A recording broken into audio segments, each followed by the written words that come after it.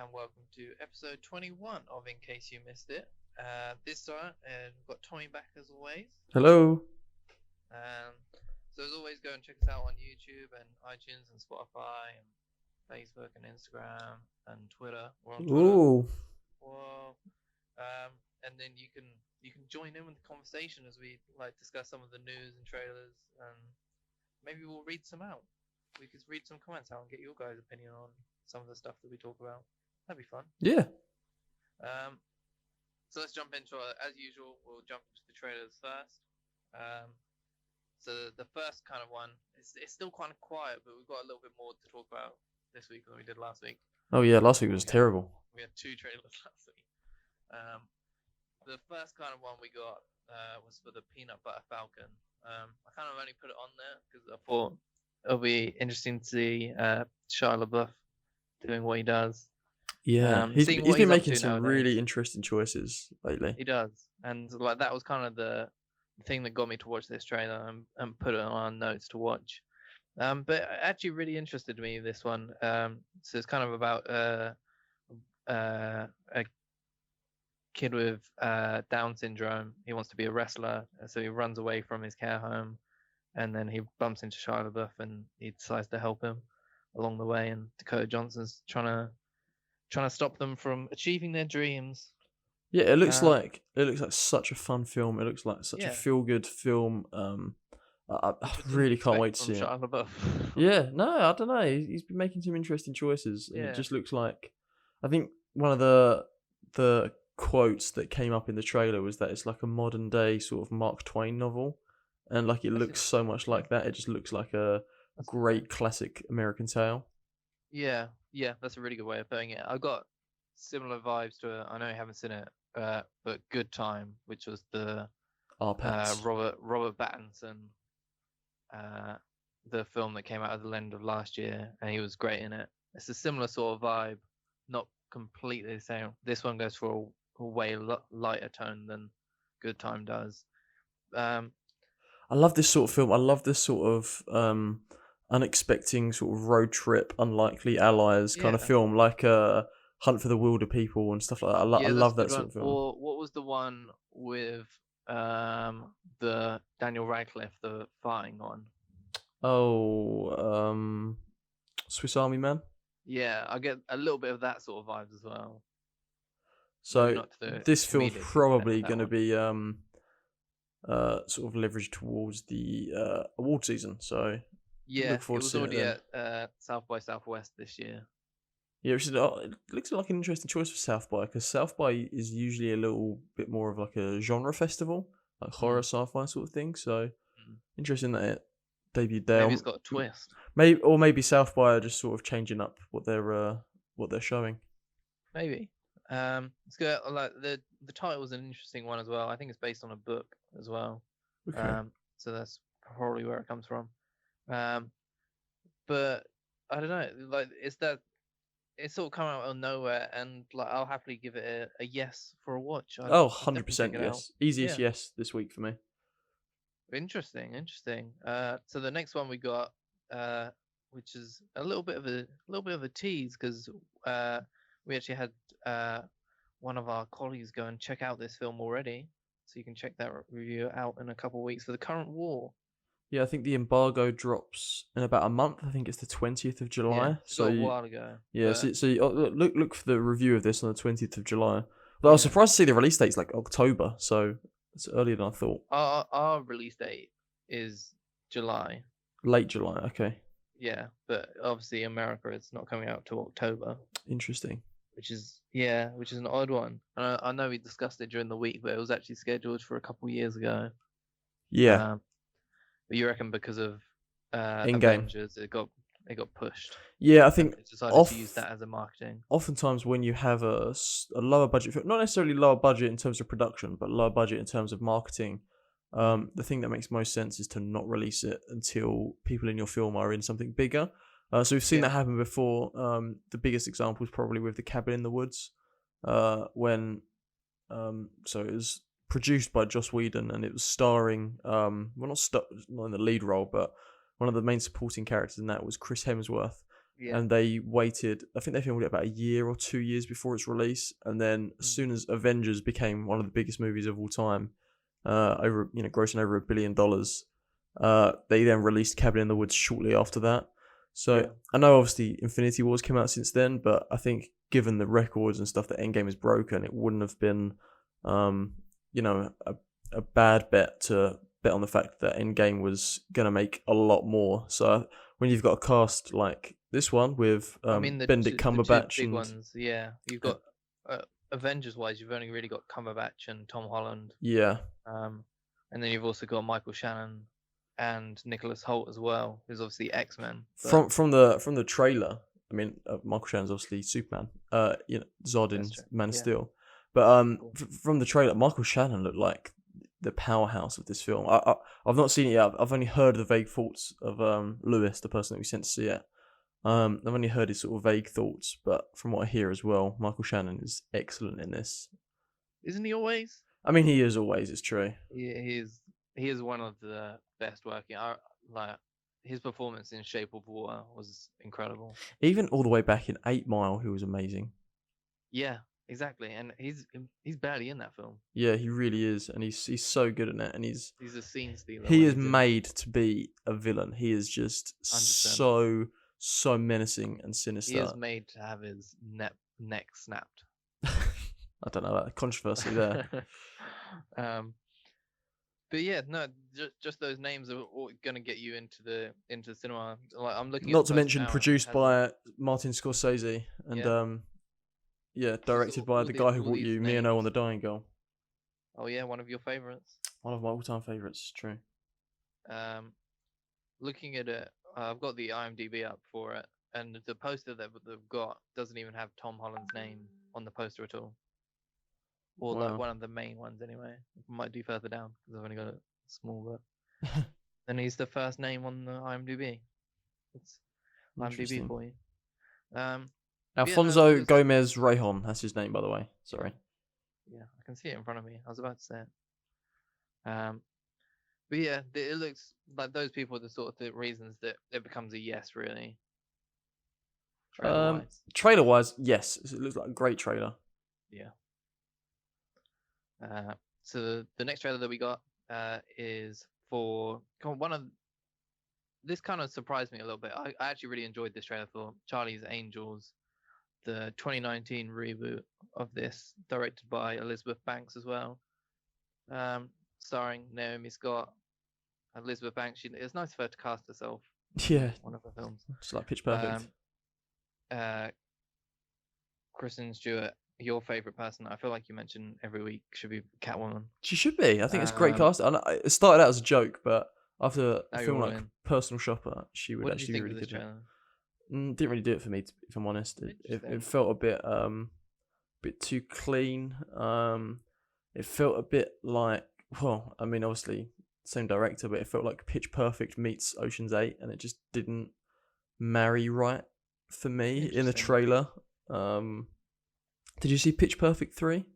I did, unfortunately. Well, yeah, so a lot of the action set piecey stuff in that, like, there's like a big explosion that it starts with and all this sorts of thing. I got similar vibes to that, and it just didn't really work for me. I didn't get those sort of vibes. I don't know, now that you're kind of saying I see it a little bit, but not, I don't know, the action looks a lot better compared to that. To me anyway. I don't know what sort of, I don't know. I think maybe like a Tomb Raider, Lara Crofty. I wish. I don't know. That's the sort of vibes that I kind of get from it. It's like Kingsman meets Pitch Perfect. Yeah. Well, I don't know why you keep bringing up Pitch Perfect. Because it felt so much like, I didn't even realize that Elizabeth Banks was directing it. But as soon as you say that, it makes perfect sense, because the whole time I was thinking it just feels like Pitch Perfect. It feels like that same kind of vibe and tone. I don't know. I really didn't get that sort of vibe from it, but I don't know. I think Kristen Stewart looks great. I think Naomi Scott is great. Obviously on a high recently after being Jasmine in Aladdin. Patrick Stewart, he's great. Patrick Stewart is great. Jimon Hunsu, he's great. I don't know. I'm optimistic about this. I think it might be a surprise, or it might be a bomb. Who knows? I don't think that would surprise me. It's a no from me.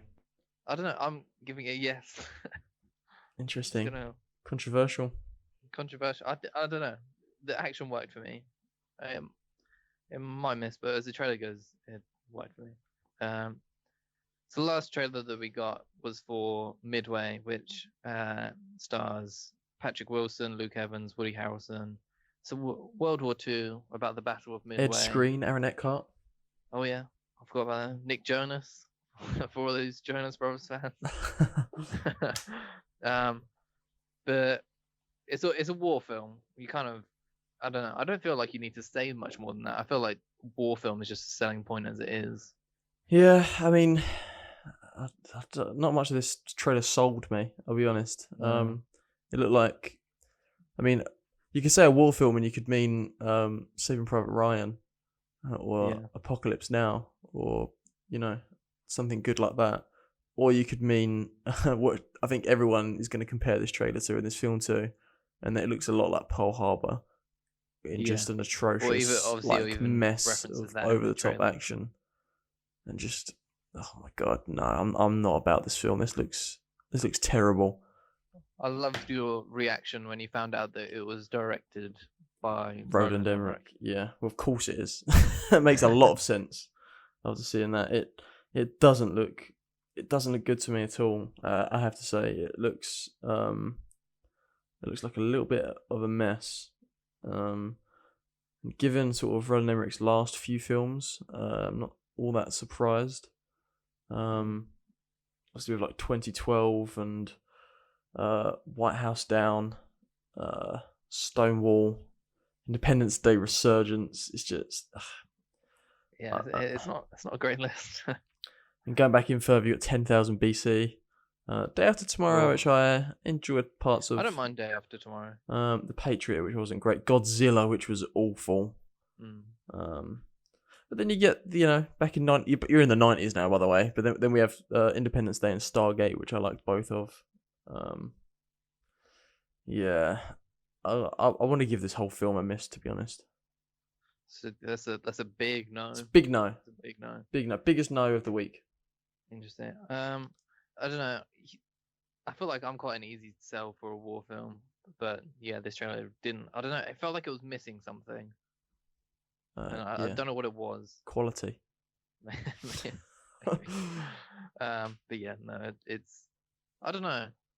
Maybe I'll say maybe, because I don't know. Maybe I'm just in an optimistic mood. Maybe that's it for a change. So that's it for the trailers this week. As I said, like last week, kind of gearing up for Comic-Con, which we'll kind of get to when we talk about something else. But let's move on to our headlines. It's another week, so as always, there's Batman news, and this one I'm actually all for. So there's rumors that Andy Serkis is up for a role in the Batman. My obvious thought would be the Penguin. Really? Yeah. I don't know. I can see him as the Penguin. I think like he'd look good with a. He's English as well. I hope they keep the English accent. Yeah, that'd make it so much easier. Or what if he does the South African accent again? No. I just think I think it's ridiculous that Andy Serkis was in like the Lord of the Rings franchise, Star Wars, the MCU. Now he's gonna be in DC. Everything. He was in Planet of the Apes. That's just his career goal, to get into every franchise ever made. He's gonna be in the next Transformers film. Oh God. Pirates of the Caribbean. Oh, he'd be a good villain in a Fast and Furious movie. He would be, but then I don't know. It's so easy to. He'd be great as a hero in the Fast and Furious film. What if he's? Because I don't know. They're now doing that thing where all these English people are like related to Jason Statham character. What if he's just like a long lost relative of Jason Statham and Hobbs and Shaw? I mean, I'd watch it. What if he's in space? What? Oh my God! Yeah. It's a Planet of the Apes crossover. Or is Snoke? Oh no, I don't know.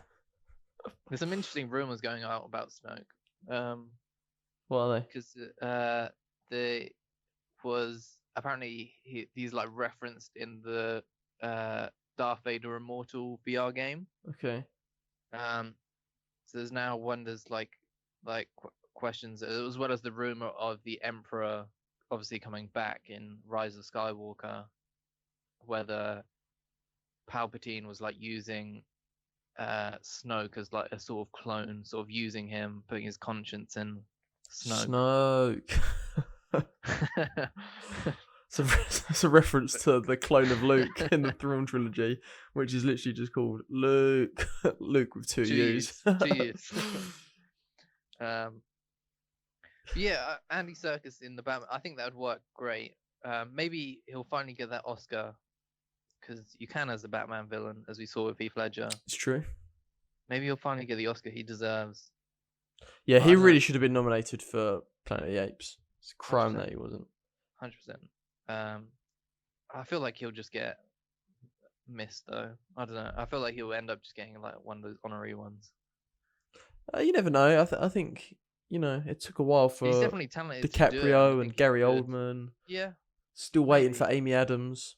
But there's that whole thing around the motion capture performance and whether that is. I don't know how much he'll go into that now. Obviously, he's delved his hand into directing, which he did. Yeah, Breathe, very good. Mowgli, which I know you loved. Yeah, Mowgli as well, which wasn't as good. I didn't mind it, but I liked Breathe a lot more. Yeah, I don't know. He definitely deserves an Oscar. I don't think anyone will argue with that. It'll be interesting to see how much of a role, because I know Disney have said they're probably going to continue with the Planet of the Apes franchise. I wonder what sort of role he'll have in that going forward, if any. Yeah, interesting.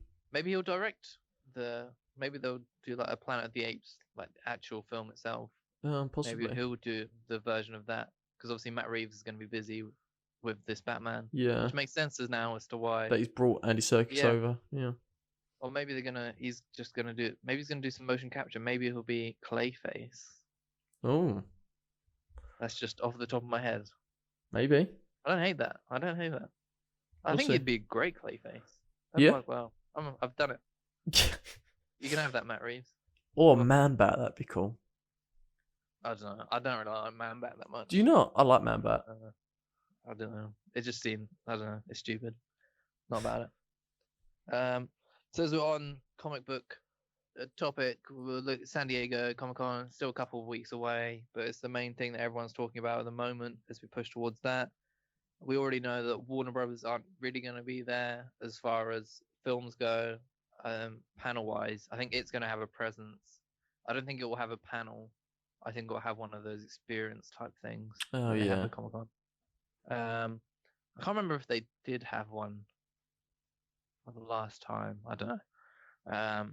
But we know that Warner Brothers TV is going to be there.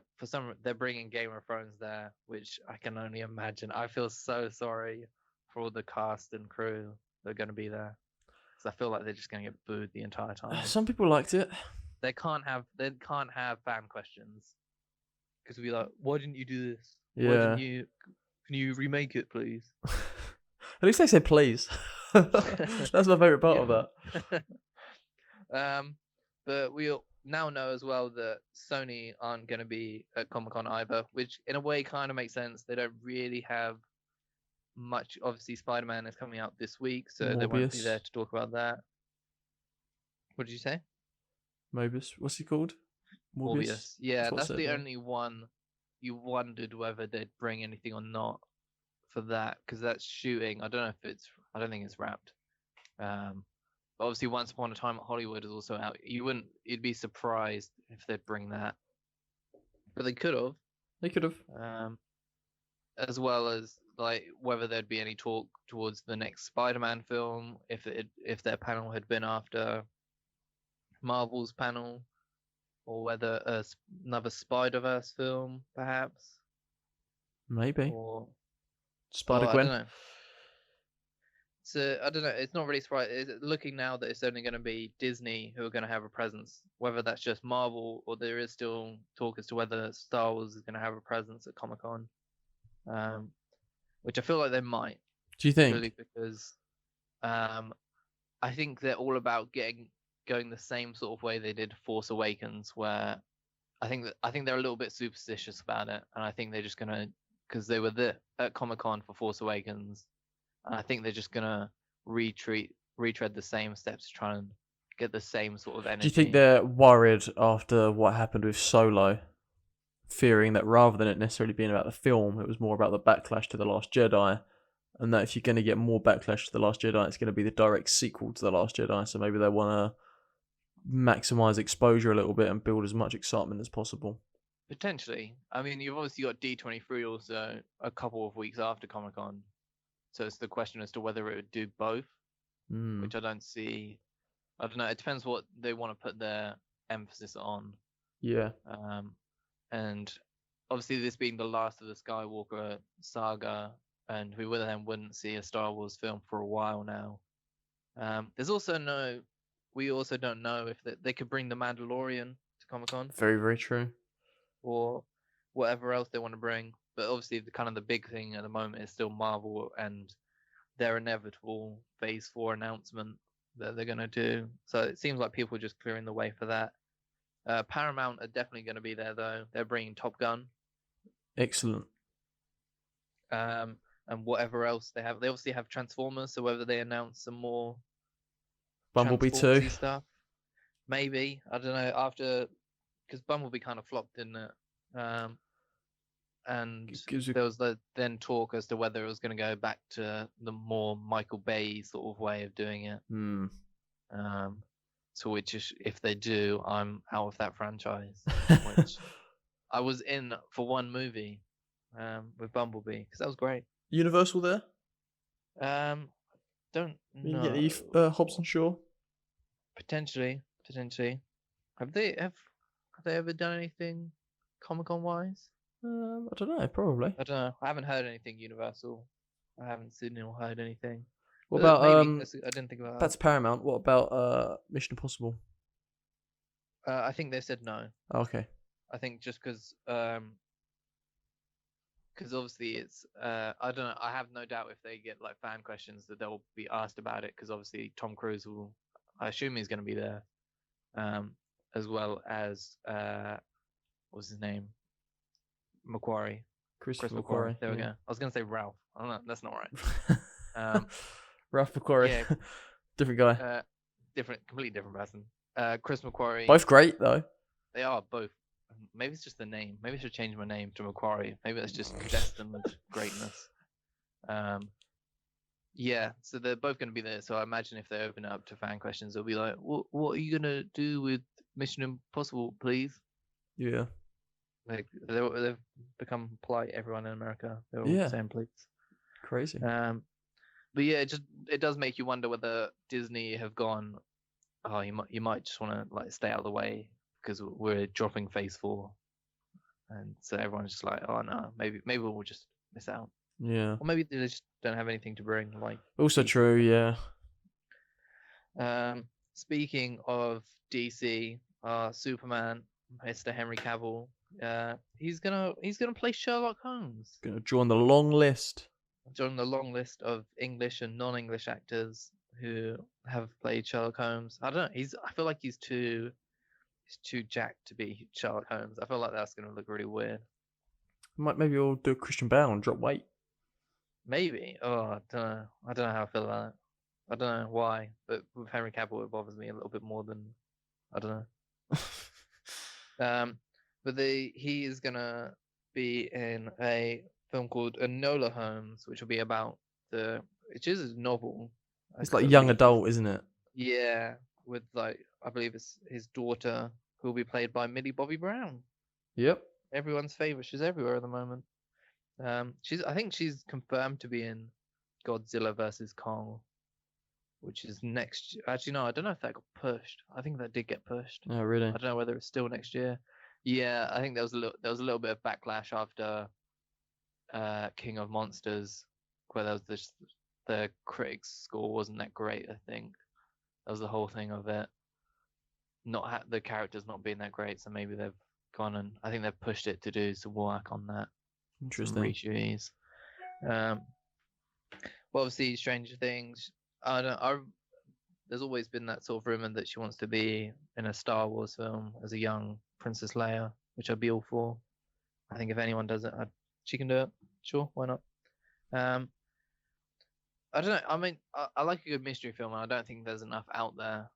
But when you've got, when's the next Sherlock Holmes coming out? The Robert Downey Jr. ones. I don't know. Are they making more? I think yeah. I think they are making another one. They make quite a bit of money. Right, they definitely are. I'm gonna look it up. He's working on a few things at the moment, isn't he?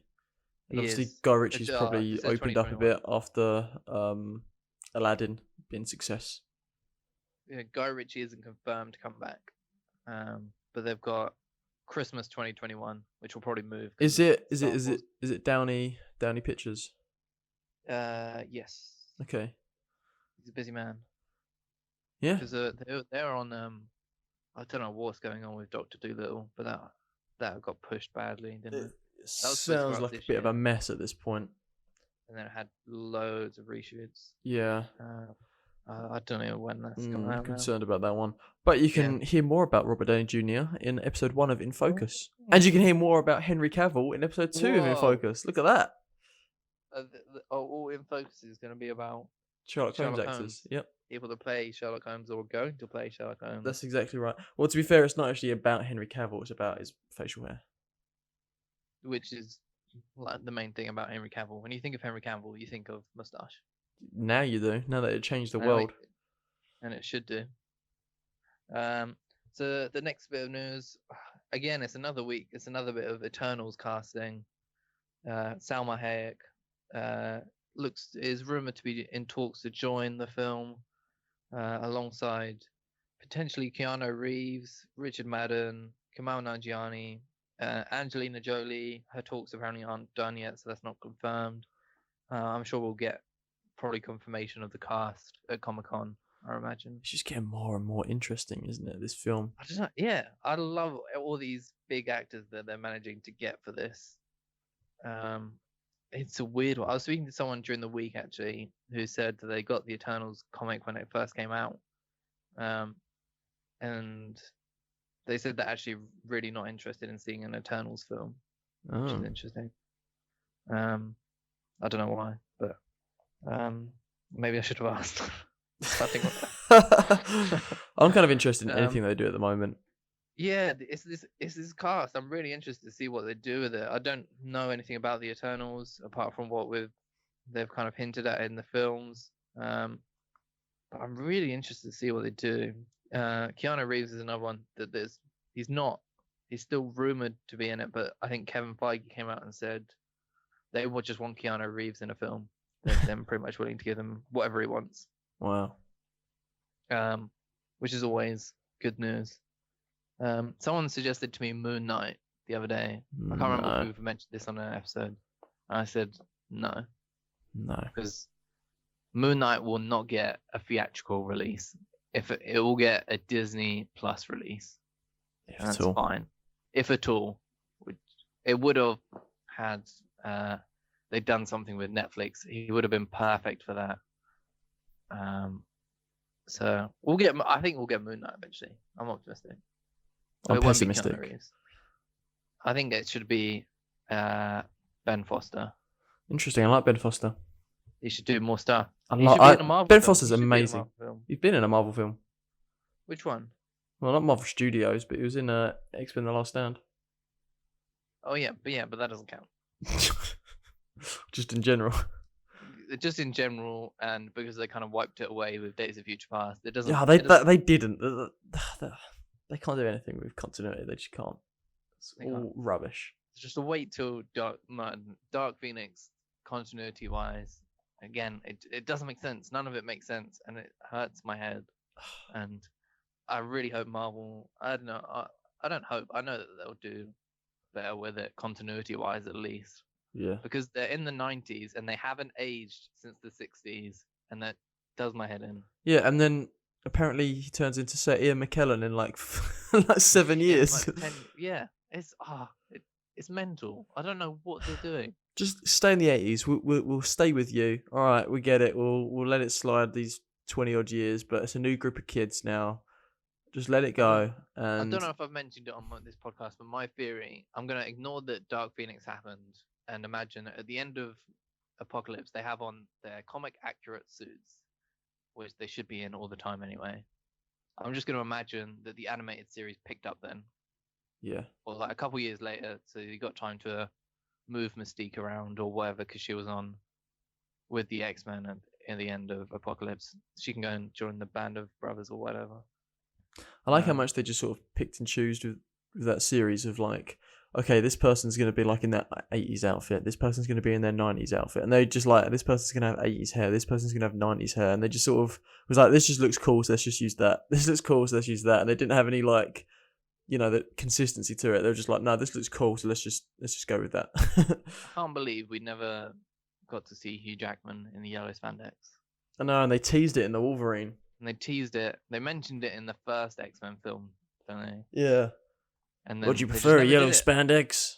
They just never did it. No, they went with black leather. Why? Silly. Do you reckon he'll come back? Would you reckon it? How much do you reckon you'd have to pay him to come back? If he would do it, he would do it in a Deadpool movie. Yeah, but do you reckon he'd come back for like Marvel version of it, 10 years down the line, and then just another sort of handing over the torch? I think it would have been more likely if Logan didn't happen and just have such a perfect ending. Yeah, that movie is so good. That's another great way that the X-Men franchise could have ended, but it hasn't ended yet. We've still got New Mutants to come out. James, that film is never coming out. I can't believe I might have even had that on my top 10 list last year. And it was supposed to come out April last year. It's now supposed to come out, I think, April next year. It's never coming out. Just let it go. It will. Whenever it gets released on like Disney Plus. No, I don't even know about that anymore. I think it's never coming out. I think it's never coming out. The reshoots haven't happened. I think just leave it. Just leave it. Just leave it whatever it is. Just chalk it up to a loss. It's not even Disney's money. No. Whatever they make from the film is a profit. And Fox cashed out though. They're fine.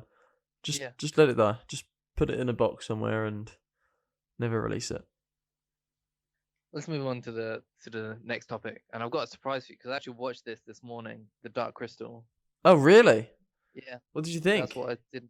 I enjoyed it. I think I would have enjoyed it a little bit more if I'd watched it when I was a little bit younger, like the same sort of time when I watched. I love that film. The same sort of time that I watched Labyrinth. I think it would have been perfect. Trial by Stone. I love that film so much. 11 or 12, I think, would have been the perfect age. Yeah, well, it's Jim Henson, man. It's an absolute classic. It's so good. I did watch it this morning. I had a good time. It's just classic so fantasy. The cast list got released this week, and this is probably your favorite bit of news. Didn't we talk about this last week? The cast list? I swear we spoke about this cast last week. But like, it's all like confirmed now. They've said like, who everyone's playing as well. Which still don't really mean that much to me because I've only watched it recently. Well, let's say recently, a couple of hours ago. Most of these are new characters anyway. Yeah, as like I looked through looking at the names next to each character and who they're playing, or each actor and who they're playing. Like, I don't recognize most of them. Yeah, it's because the Gelfling are in it, and they're like, there's one. Well, there's two left in the other one. So yeah, exactly. But they're like long gone in that, so this is quite a while before. Yeah, exactly. So as main cast, we've got Taron Egerton as Ryan, Anya Taylor-Joy as Bree, and Natalie Emmanuel as Deet, and Donna Kimball as Akura, whatever those names mean. But they're all names. As well as like recurring people, you've got Eddie Izzard, you've got Toby Jones, you've got Lena Headey, you've got Alicia Vikander, Natalie Dormer, Mark Strong, Theo James, Gugu Mbatha-Raw, Helena Bonham Carter, Simon Pegg, Awkwafina, Jason Isaacs, Benedict Wong, Andy Samberg, Keegan-Michael Key, and Mark Hamill, as well as Sigourney Weaver. Yep, it's a pretty good cast.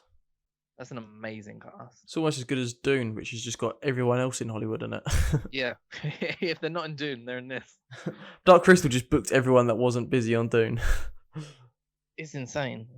Like, I know it's only like voice work. Yeah, and so it doesn't quite take. It takes up a lot less time. People can stay in Hollywood and have to go on location anywhere to shoot it. And I bet you a lot of these people are fans of the Dark Crystal, so they wanted to be on it. I think they must be because I'm trying to look at if there's any like budget for this. But obviously, Dark Crystal wasn't a huge film at the time. It's a cult It's classic. got this cult following though, and I didn't realize it was this big to pull this many names. Oh yeah, Dark Crystal's huge names. But when you get a standout as always is going to be Mark Hamill. He's kind of the main one, and Keegan-Michael Key, I think, are the two big ones for me. Taron Egerton. Taron Egerton. He's the main lead. Do you reckon we'll get a Elton John reference in there? I don't know. I hope so. He said it's a fantasy musical, Rocket Man. Well, what if Dark Crystal is crossover? I mean, that would be interesting. Elton John would be a great Gelfling. He would. Oh, what a surprise that would be. There's no Frank Oz on the cast list. That's a shame. Yeah, he's getting old. He is getting old, but I reckon he'll have a cameo. Maybe. Or he'll 100% have a credit anyway. Yeah. Because he's the best. That's only a couple of weeks. Well, I say a couple of weeks. It's the end of August. That's a couple of weeks. It's not far away. It's more than a couple of weeks, but I mean, tomorrow it'll be exactly 2 months. Yeah, so it's a couple of months. But yeah, now I'm more excited for it. Yeah, that's all I really have to say. The last bit of news that we got came out late yesterday.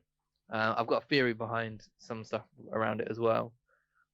Is that Melissa McCarthy is in talks to play Ursula in the Little Mermaid reboot, what live action version that they're going to do. Ursula terrified me as a kid. Yeah, same. Little Mermaid is normally, I don't know, I don't want to sound sexist, but it's normally one of the girls' favorites. Well, Little Mermaid was the start of the Disney Renaissance. It was the one that sort of brought people back to it. Yeah. It never really worked for me. No. I was so much more interested in this film when Sofia Coppola was doing it. Yeah. So I've kind of just like a bit disinterested at the moment. On it now? Who's on it now? Rob Marshall. Yeah, I'm just not. I'm not interested by that. You don't like Mary Poppins Returns? I do, but Sofia Coppola would have brought. Firstly, I think you need a female director for this. Yeah. That's right. Secondly, I think Sofia Coppola is one of the most interesting directors working. So that alone would have got me completely on board. And I guess it's the kind of, perhaps it's like my same sort of Interstellar thing where the whole time I'm going to be thinking like, ugh, you know, I wish Steven Spielberg directed this, or I wish Sofia Coppola directed this. Yeah, I don't know. It's an interesting one. As far as Melissa McCarthy goes, I've said before in this podcast, I think that I'm not a big fan of her, like when she does comedy. But from what I've seen of her, I haven't watched Call Me by Your Name yet, or not that. What's the other one? Can You Ever Forgive Me? Near enough. It begins with a totally different film. Totally different. I haven't watched Can You Ever Forgive Me yet, but she got an Oscar nom for it, so I have no doubt that she was great in it. And the kitchen that she's in a couple of weeks. It's a few months. She, as long as they don't go for a comedy sort of way, and I don't think they will. They'll obviously go more of a Cinderella, Beauty and the Beast sort of direction with it. Yeah. Where you got the Disney sort of, they have that sort of sense of humor in it, where there's jokes every so often. Yeah, Sebastian will be funny in it. You know, he'll be like that. Exactly. It'll be like how like LeFou was funny in Beauty and the Beast, but it's not a raucous comedy. On the IMDb, there's no one attached for Ariel, but my theory is that we saw pictures of Zendaya. I think it's Zendaya. I watched a video the other day. She said Zendaya, so I'm going with her. Yeah. She's dyed her hair like red, and people were saying, "Oh, it's Mary Jane Watson thing." It's not. It's a Little Mermaid thing. She's gonna be Ariel. Do you think? I don't know. She was like rumored a while ago. I thought she was pretty much confirmed for it. Because I remember it was Chloe Moretz before that. Yeah. And then Chloe Moretz like dropped out of everything that she was doing for a while. And then, then Zendaya was Zendaya. Oh, I need to stop it. she's dyed her hair red because it doesn't make sense for her to do it for Spider-Man because we've already seen her in Homecoming. She's got dark hair. We've seen her in the Far From Home trailers. She's got dark hair. She's not just gonna dye her hair a different color for one film just to be MJ. Maybe.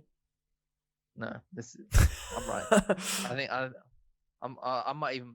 I think I'd put money on it. Okay. I'm not going to. Okay. But I'd think about it. I'm pretty sure. I'm not going to talk myself out of it. Okay. Tattoo bet?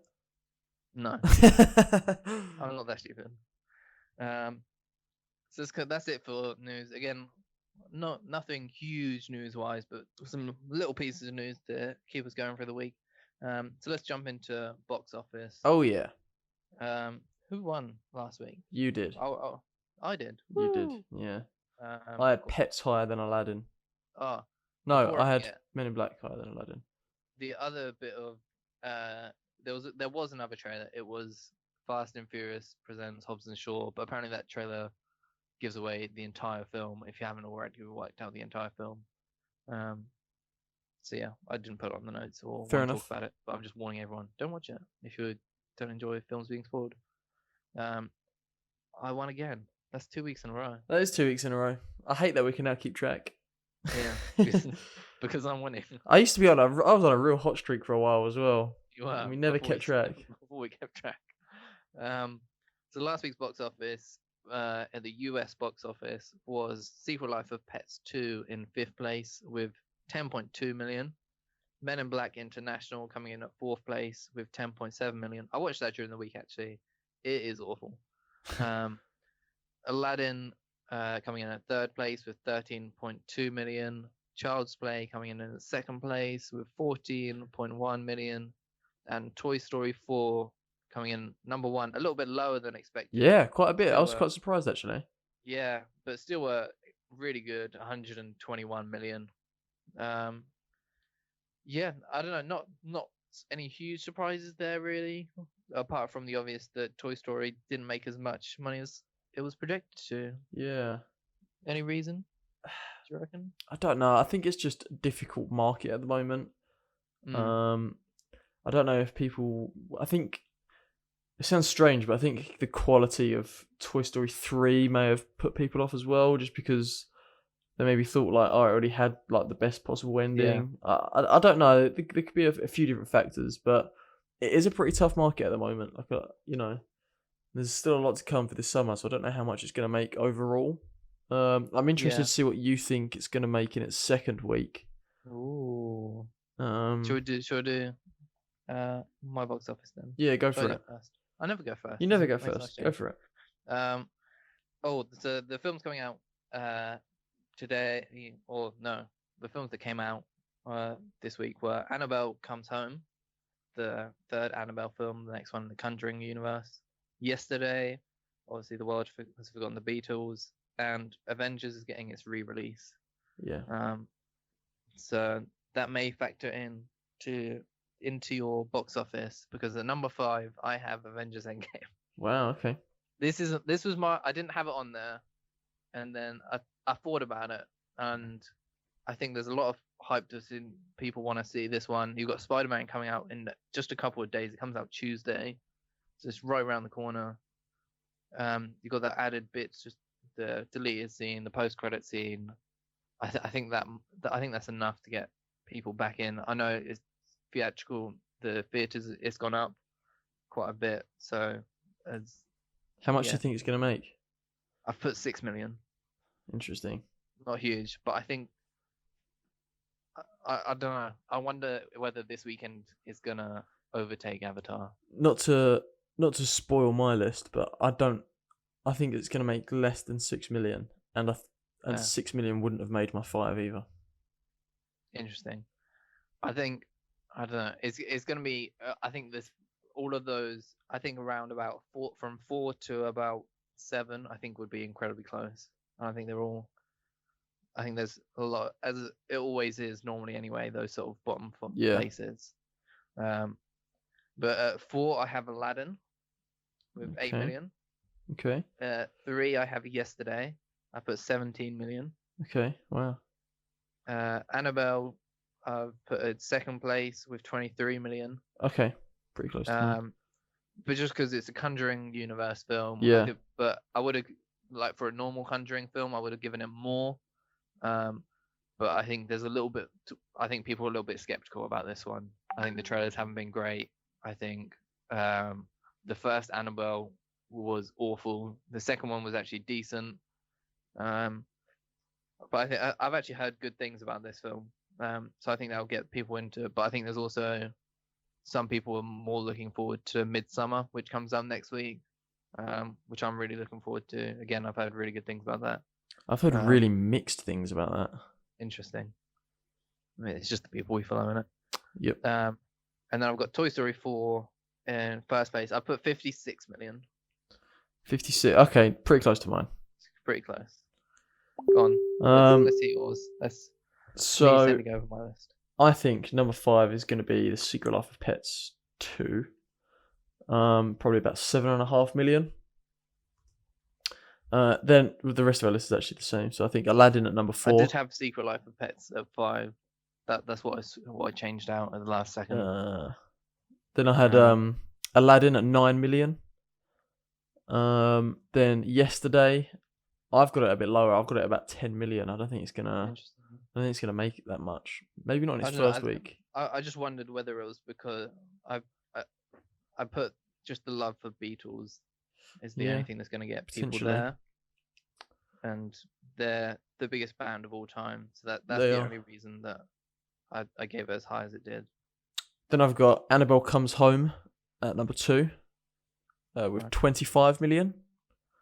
Interesting. And then I've got Toy Story 4 at 60 million. 60, yeah. I reckon it'll be about there. It's about half of what it made. So it's normally about right.